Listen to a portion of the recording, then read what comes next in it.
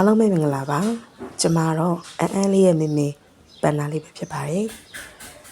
ခုဒီနေ့မနက်မှာတော့မောင်အန်းကတော့မွေချင်းပညာနဲ့စတင်နေပါတယ်ရှင်ဒါကတော့ကျမရဲ့ bike calendar ကျမပန်းနေလောက်တဲ့ပစ္စည်းတွေကိုသူမှွေနေတာဖြစ်ပါတယ်အဲ့တော့စပယ်ပုံပေါ်လည်းအတင်းတက်ပါတယ်အမှစပယ်ပုံတွေပေါ်တက်လို့ကျမစပယ်ပုံလည်းခောက်ထားပါတယ်ရှင်အမှကျမရဲ့ bike calendar တွေထည့်ထားတဲ့ဘုံကိုတော့အမှစတင်ပြီးတော့သူ့ရဲ့ဆော့စရာလိုမျိုးဆော့လုပ်နေပါတယ်ရှင်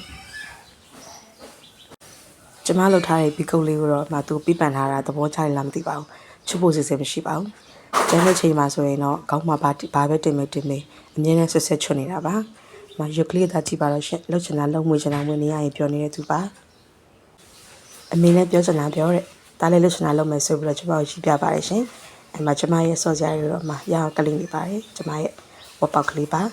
ပြီးတော့တချင်းတန်ချာရင်တော့ဘယ်နေရာမှာတချင်းတန်ချာ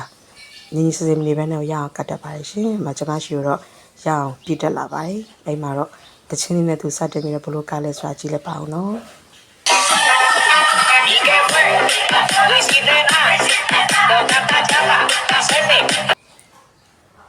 အဲ့ဒီချစ်ပြီးတော့ဗီဒီယိုလေးအဆုံးထိကြည့်ပြီးတော့ကျေးဇူးတင်ပါတယ်ရှင်။